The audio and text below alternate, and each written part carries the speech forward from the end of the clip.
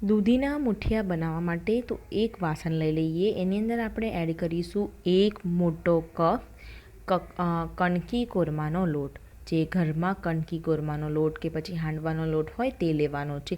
એની recipe મેં આપી છે, તમે આઈ બટન પર જોઈ શકશો. હવે આપણે એડ કરીશું અડધો કપ ઘઉંનો લોટ, જે રેગ્યુલર રોટલી બનાવવા યુઝ કરીએ તે જ.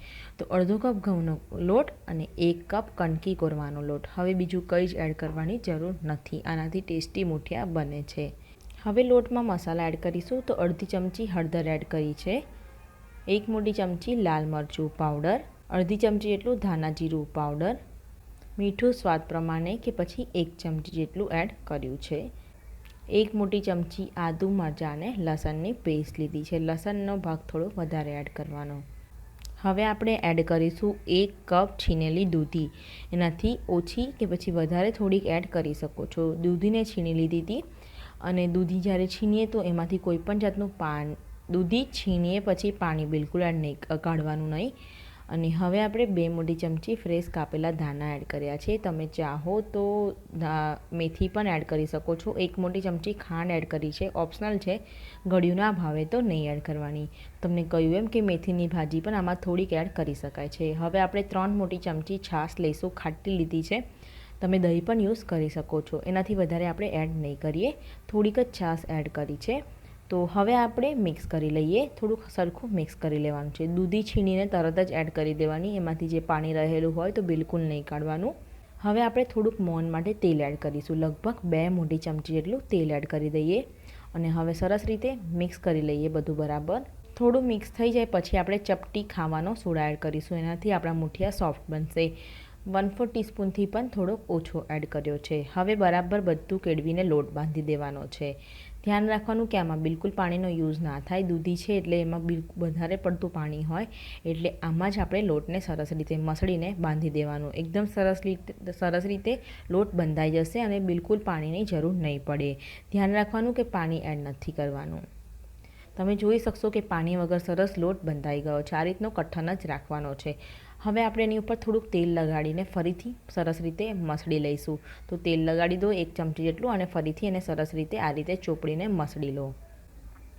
તેલ લગાવ્યા પછી એને 5 મિનિટ રહેવા દો. પછી આપણે મુઠિયા બનાવીશું. એનાથી વધારે ના રાખતા, નહીં તો લોટ ઢીલો થઈ જશે.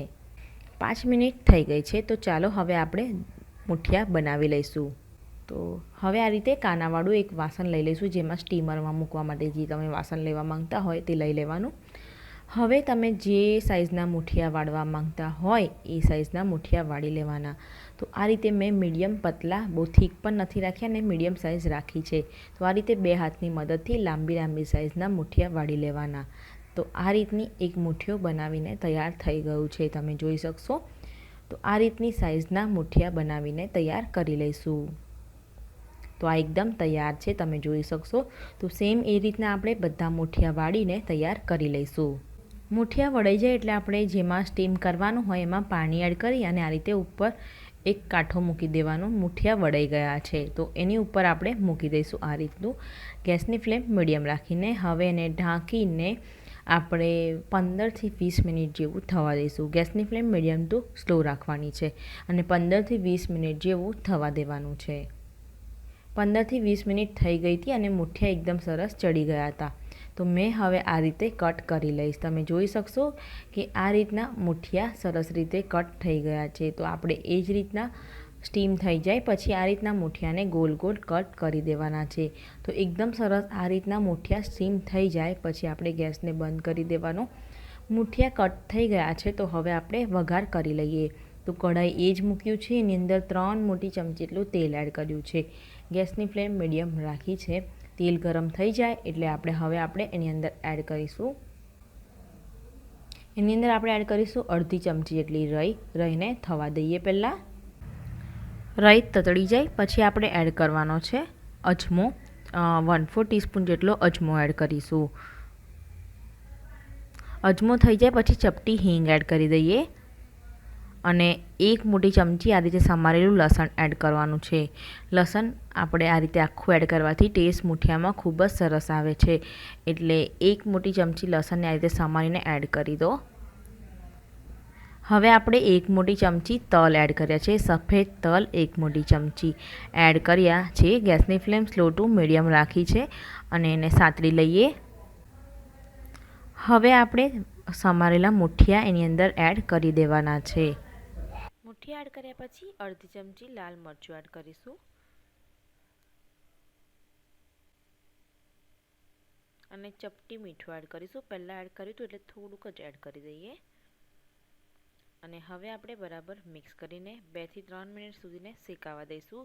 જો ઉપરથી ખાંડ ખાવી ગમતી હોય તો તમે એડ કરી શકો છો. હવે આ મુઠિયા બનીને એકદમ તૈયાર છે, તમે જોઈ શકશો. તો હવે આપણે ગેસને બંધ કરીશું અને ગરમ ગરમ તમે ચા કે પછી એમને પણ ખાઈ શકો છો. તો આ દૂધીના મુઠિયા એકદમ અલગ રીતે જરૂર બનાવજો અને તમને જો મારી રેસીપી ગમે તો લાઈક અને શેર કરવાનું બિલકુલ ના ભૂલતા, જેથી તમને આવી નવી રેસીપી સૌથી પહેલાં મળશે. મળીશું આપણે એક આવી નવી રેસીપી સાથે. ત્યાં સુધીને આવજો.